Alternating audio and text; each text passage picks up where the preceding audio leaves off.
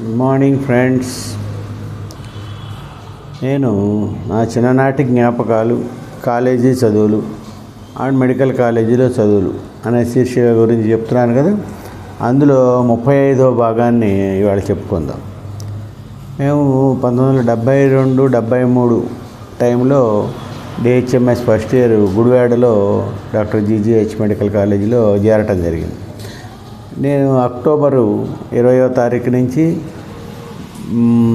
April 1 దాకా కూడా Jaya Andhra strike జరిగింది. ఆ టైంలో కాలేజీ లేదని చెప్పాను. ఆ టైంలో మేము అంతా లేజర్గా ఉండేవాళ్ళం. చెప్పాను కదా, ఇదివరకు క్రికెట్ మ్యాచ్లు ఆడటం అవన్నీ చేస్తూ ఉండేవాళ్ళం. అలాగే జనవరి 22వ తారీఖుని, ఇంచుమించు జనవరి కాదు డిసెంబర్ 22వ తారీఖు మేమందరం కూడా ద్వారకా తిరుమల వెళ్ళడం జరిగింది. మా నాన్నగారు, మేము, మా అన్నయ్య గారు వాళ్ళ ఫ్యామిలీ, మా సిస్టరు వాళ్ళ ఫ్యామిలీ, మొత్తం 2 కార్లలో, పెద్ద పెద్ద అంబాసిడర్ల దొరికి ఇంకో రకంగా ఉండేవి, పెద్ద గూడున్న కార్లు, మొత్తం చాలామంది 10-12 మంది 2 కార్లలో ఇరుక్కుని వెళ్ళాం. అప్పుడు కార్ని డ్రైవ్ చేసేవాడు మా నాన్నగారు శిష్యుడే అనమాట. వాడు అతను యాక్చువల్గా వెళ్ళి రావడానికి, ద్వారకా తిరుమల వెళ్ళి రావడానికి 40 రూపాయలు ఉండేది. అతను మాకు 5 రూపాయలు కన్సెషన్ ఇచ్చి 35 రూపాయలకి వెళ్ళొచ్చాం. అది చాలా ఆశ్చర్యంగా ఉంటుంది అప్పటి నుంచి ఇప్పటిదాకా కూడా. ఆ 2 కార్లకి కలిపి 70 రూపాయలు అయింది. మధ్యాహ్నం 2ంటికి బయలుదేరాం. 4 నుంచి 6 మధ్యలో దర్శనాలు చేసుకున్నాం. 6ంటికి మళ్ళీ బయలుదేరి 8ంటికి ఏలూరు వచ్చేసేసాం. ఏలూరులో మా బ్రదరు రాగానే మామూలే కదా, సినిమాకి వెళదామని ప్రపోజ్ చేశాడు. సెకండ్ షోకి ఆ రోజుని కొడుకు కోడలు అనే సినిమాకి వెళ్ళాం. ఈ సినిమా వ్యాసంగం కూడా ఎక్కువగానే ఉండేదని చెప్పాను కదా. ఆ స్ట్రైక్ అయినప్పటికీ కూడా ఆ టైంలో సినిమాలు రిలీజ్ అవుతూనే ఉండేవి, వస్తూనే ఉండేవి. సినిమాలు అవన్నీ చూస్తూనే ఉండారు. స్ట్రైకే, సినిమాలే. ఆ టైంలో ఇల్లు ఇల్లాలు, డబ్బుకు లోకం, దాసోహం, దేశోద్ధారకులు అండ్ బంగారు బాబు, ఇట్లాంటి సినిమాలన్నీ కూడా మేము ఆ రోజుల్లో చూసాం. చాలా సరదాగా గడుస్తూ ఉండేది. అలాగే ఈ స్ట్రైక్ పీరియడ్లోనే మా బాబురావు అనేవాళ్ళు ఊరు గజ్జరం అది పెడితే అక్కడ టెంట్స్ అవి వేసి స్ట్రైక్ అవి చేస్తూ ఉండేవారు. మేము కూడా అందులో నిరాహార దీక్షల్లోనూ వాటిల్లోనూ కూడా పార్టిసిపేట్ చేసాం. అందరూ జయాంధ్ర అనుకుంటూ బస్సులు ఎక్కేసేసి జంగారెడ్డిగూడెం దాకా వెళ్ళి రావడం, మళ్ళీ వెనక్కి వాళ్ళ ఊరు దాకా రావడం, ఇంచుమించు 50 కిలోమీటర్లు బస్సుల్లో ఫ్రీగా వెళ్ళి వచ్చేసేస్తూ ఉండేవాళ్ళు. అలా కూడా ఎంజాయ్ చేస్తూ ఉండేవాళ్ళు. ఆ తర్వాత జనవరిలో వచ్చేటప్పటికి మా సిస్టర్ మా ఇంటి దగ్గరే ఉన్నారు. అప్పుడు ఈ తిరుపతి యాత్ర ఇవన్నీ అయిపోయిన తర్వాత వాళ్ళ ఊర్లో నన్ను మా సిస్టర్ వాళ్ళని దింపి రమ్మన్నారు. అప్పుడే కొత్తగా అంటే అప్పుడు పాతదే, ఇప్పుడంటే కొత్తగా ఏలూరుకి కైకలూరుకి మధ్యలో పెద్ద రహదారి ఏర్పడిపోయింది. అది వరకు రోజుల్లో అయినట్టయితే మానూరు అనే ఊరు దాకా, శ్రీపర్రు మానూరు దాకా ఒక బస్సు ఉండేది. అక్కడ దిగి అక్కడి నుంచి పడవలో కొంత దూరం వెళ్ళాలి, కొల్లేరు మధ్యలోంచి వెళ్ళాలన్నమాట. కొల్లేరు మధ్యలోంచి కొంత దూరం వెళ్ళిపోయిన తర్వాత పెద్దడ్లగాడి చిన్నడ్లగాడి అని అక్కడి నుంచి మళ్ళీ ఇంకొక బస్సు ఉండేది. అది ఎక్కి కైకలూరు దిగేవాడు. కైకలూరు నుంచి వీళ్ళ ఊరు నర్సాయిపాలెం అనే ఊరు వదర్లపాటు దగ్గర దిగి అక్కడేమో ఎడ్లబండి వచ్చేది. అక్కడి నుంచి వాడింటికి వెళ్ళే మా జయక్క గారిని పిల్లల్ని తీసుకుని నేను వెళ్ళాను. అదే టైంలో సంక్రాంతి టైము జాతర జరుగుతుంది, నన్ను ఉండమన్నారు. సరే అని ఉండిపోయాను. ఆ జాతర అనేది ఎలా జరుగుతుందంటే 5 రోజులో 6 రోజులో జరిగింది. ఆ గ్రామ దేవతలకి పూజలు అవన్నీ చేస్తారు. రోజు ఊరేగింపులు ఉండేవి 4-5 సార్లు. పొద్దున్నే ప్రభాతంలో అని, మధ్యాహ్నం అని, సాయంత్రం అని, అర్ధరాత్రి అని కూడా అలాగా జాతరలు ఇలా వేషాలు వేసుకొని ఊరంతా సందడిగా ఉండేదన్నమాట. ఆఖరి రోజు వచ్చేటప్పటికి పెద్ద కుంభంలాగా అన్నాన్ని వండి పోసేసి దాని మీద ఈ బలులు ఇచ్చారు. ఆ బలులు అవి చూడటం నాకు అదే ఫస్ట్ టైం. చాలా భయం వేసేసి, ఆ కోళ్ళు ఇంచుమించు ఒక 100 కోళ్ళు దాకా అనమాట.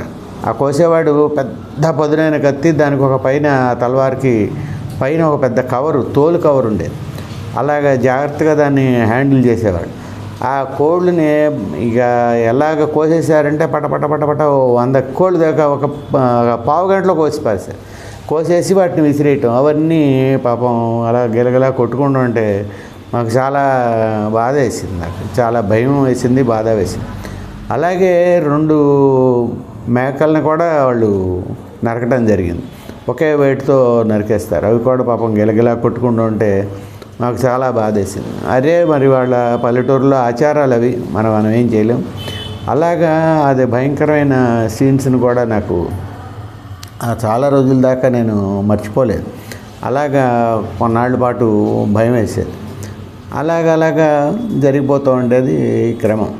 ఆ తర్వాత కాలేజీ ఓపెన్ చేసిన తర్వాత మీకు ఇంతకుముందు ఎపిసోడ్లో చెప్పాను కదా, నేను అసలు కాలేజీ కంటిన్యూ అవుదామనే ఉద్దేశమే ఉండేది కాదు.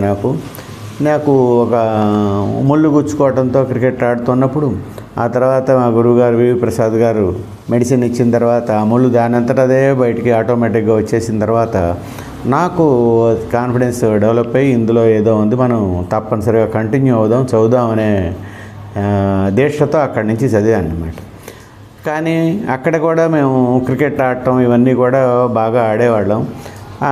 తక్కువ మంది ఉండేవారు, ఎక్కువ మంది ఉండేవారు కాదు. వెనకాల పెద్ద గ్రౌండ్ అది ఉండేది కాదు. ఉన్న దాంట్లోనే ఏదో అలాగే ఆడుకుంటూ ఉండేవాడు. ఫైనల్ ఇయర్ ఆయన గోపాలకృష్ణ అని ఉండేవాడు, అతను కెప్టెన్గా పెట్టుకునేవాళ్ళం. లెఫ్ట్ ఆర్మ్ ఫాస్ట్ బౌలర్, చాలా బాగా వేసేవాడు. తర్వాత ఇంకా ఎన్వి కృష్ణారావు అని, సతీష్ అని, కూర్మారావు అని, వీళ్ళందరూ డిఫరెంట్, అది జగన్నాథరావు, వీళ్ళందరూ కూడా మా సీనియర్స్ చక్కగా ఆడుతూ ఉండేవారు.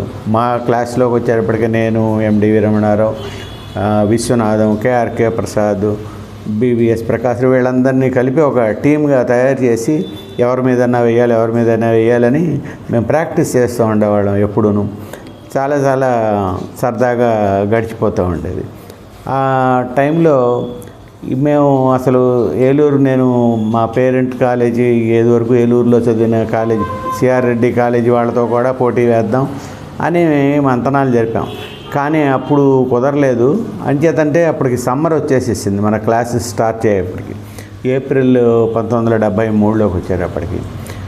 అప్పుడు ఇంకా ఏం చేయలేదు. అప్పుడు క్లాసెస్ నేను చెప్పాను మీకు, పొద్దున్నే 6 నుంచి 9 దాకా ఉండేవి, సాయంత్రం 4 నుంచి 7 దాకా కూడాను క్లాసెస్ పెట్టేవారు ప్రిన్సిపాల్ గారు, మనకి ఇయర్ వేస్ట్ కాకుండా ఉంటాను. అంచేత మధ్యాహ్నం అంతా మాకు ఖాళీగానే ఉండేది. నేను మా రూమ్లో మామూలుగా పడుకున్నాను. ఈ ఖాళీగా ఉన్న మన స్టూడెంట్స్ ఈ నిద్రపోలేక ఎండకి ఒకళ్ళ రూమ్లో కూర్చుని ఏదో జోరుగా పేకాట ఆడుతున్నారు. ఈ లోపుగా అక్కడ కేవీఎస్ ప్రసాద్ అని మా సీనియర్ ఉన్నారు ఒక ఆయనది ఓమెక్స్ వాచ్ అని ఉంది. అది ఆ రోజుల్లో చాలా ఖరీదు. అది వరకు హెచ్ఎంటీ వాచీలు, క్యామీ గడీలే వాడేవారు ఎక్కువగా, 100-120 రూపాయలు. ఇది ఇంకొంచెం ఎక్కువ. ఏం చేద్దంటే వాళ్ళ పెళ్ళికి సంబంధించి ఏదో వాళ్ళు పెట్టారని అతను తెచ్చుకున్నాడు. అది ఒకడు ఎత్తుకుపోయాడు ఎవడు. అరే ఎలా ఎత్తుకుపోయినాడా అని చెప్పి అతను పాపం చాలా అటు వెతికేసేసాడు, ఇంకా మర్చిపోయాడు. ఒక నెల రోజుల తర్వాత ఒక పోలీసు వచ్చాడు. పోలీసు ఒక దొంగని వెనక పెట్టుకుని వచ్చాడు. వచ్చి వాడిని వెరిఫికేషన్, ఇగో ఇక్కడే దొంగిలించానని చెప్పాడు. వాడు అడిగాడు, మమ్మల్ని అడిగితే ఇగో ఇలాగా మా దగ్గరే పోయింది, కరెక్టే, నాది ఓమెక్స్ వాచి, సీనియర్ యాక్టర్ కృష్ణ పెట్టుకునేవాడు అని ఆయన సగర్వంగా చెప్పేవాడు. అది అయితే కోర్టుకు రావాలి, కోర్టుకు వచ్చి మీరు తీసుకోండి విజయవాడలో, ఇగో వీడు ఇట్టాగానే అనేక దొంగతనాలు చేశాడు, అది మంచిది. వాడు సాక్ష్యం చెప్పాలి కదా, సాక్ష్యం చెప్పడానికని చెప్పి వాడు ఈయన్ని అడిగాడు, నాకు 30 రూపాయలు ఇస్తేనే నేను కరెక్ట్గా చెప్తాను, లేకపోతే చెప్పను అన్నాడు. 30-50 అడిగాడు. ఇదేమిటో నువ్వు కొట్టేసిన నువ్వు నాకు ఇవ్వాలి కదా, ఇంకా డబ్బులు ఇవ్వడం ఏంటంటే అది కరెక్ట్గా ఇస్తాను. ఆ పోలీసు కూడా తలకాయ ఆడించాడు, ఏదో ఒకటి ఇవ్వండి వాడికంటే. సరే అని ఒప్పుకుని, అది చాలా నాకు విచిత్రం అనిపిస్తుంది ఇప్పటికీ కూడా. ఆ దొంగని యాక్సెప్ట్ చేయించడం కోసం అని చెప్పి ఇతను 30 రూపాయలు 40 రూపాయలు ఇచ్చి కోర్టులో అతని చేత ఒప్పించి ఆ వాచిని తెచ్చుకున్నాడు. ఇవన్నీ కూడా మనకి ప్రాక్టికల్గా తర్వాత మనం చూస్తూనే ఉన్నాం. చాలామంది ఇట్లాగనే దొంగలకి ఎంతో కొంత అమౌంట్ చెప్తే కానీ వాళ్ళు ఇచ్చేవాళ్ళు కాదనమాట. అలాంటి పరిస్థితులు ఉండేవి. అలాగా మా సెకండ్ ఇయర్లో ఇవన్నీ కూడా ఈవెంట్స్ జరుగుతూ ఉండేవి. మంచి కోలాహలంగా క్లాసెస్ అవన్నీ జరుగుతూ ఉండేవి. పొద్దున్న 6 to 9 అండ్ ఈవినింగ్ 4 to 7 అట్లాంటి టైమింగ్స్లో కూడా మేము చదువుకొని ఇయర్ వేస్ట్ కాకుండా మేము ఫస్ట్ ఇయర్ని డిహెచ్ఎంఎస్ని మేము పూర్తి చేయటం జరిగింది. అది తలుచుకుంటే అట్లాంటి క్లాసెస్ ఆ టైంలో అలా జరుగుతాయా అన్నంత ఆశ్చర్యం ఎప్పటికీ వేస్తూ ఉంటుందన్నమాట. అలాగా మనం ఇంకా కాలేజీలో ఎలక్షన్స్ జరుగుతుండే. కాలేజీ ఎలక్షన్స్ అప్పుడు చాలా హోరాహోరీగా జరిగినాయి. మా క్లాస్మేట్ రాంబాబు వైస్ ప్రెసిడెంట్కి ఎలక్షన్కి అని చెప్పి ఒక అతని మీద నుంచున్నాడు. కానీ అతను అప్పుడు ఓడిపోవడం జరిగింది. రాంబాబు బాగా కంటెస్ట్ చేశాడు. అలానే రెడ్డి సాబ్ మా క్లాస్కి రిప్రజెంటేటివ్గా ఎలక్ట్ అయినాడు. అది కూడా నాకు బాగా గుర్తు. ఇవన్నీ కూడా మా ఫస్ట్ ఇయర్లో జరిగిన ఈవెంట్స్ చాలా గుర్తుకొస్తూ ఉంటాయి, మర్చిపోలేని ఇన్సిడెంట్స్. ఇవన్నీ మీ అందరితో కూడా పంచుకోవడం నాకు చాలా సంతోషంగా ఉంది. మనం నెక్స్ట్ ఎపిసోడ్లోకి వచ్చేటప్పటికి ఈ సెకండ్ ఇయర్లో మేము ఎలా చదువుకున్నాం, సెకండ్ ఇయర్లో ఎలా కంటిన్యూ చేసాం, సెకండ్ ఇయర్లో జరిగిన సబ్జెక్ట్స్ ఏంటి, అవన్నీ కూడా నేను విశదంగా తెలియపరుస్తాను. ఇప్పటిదాకా నేను చెప్పిన ఈ నేరేషన్ ఎలా ఉంది ఏమిటని మీరు లైక్ చేసి సబ్స్క్రైబ్ చేసి కామెంట్ చేస్తారని ఆశిస్తాను. Thank you very much.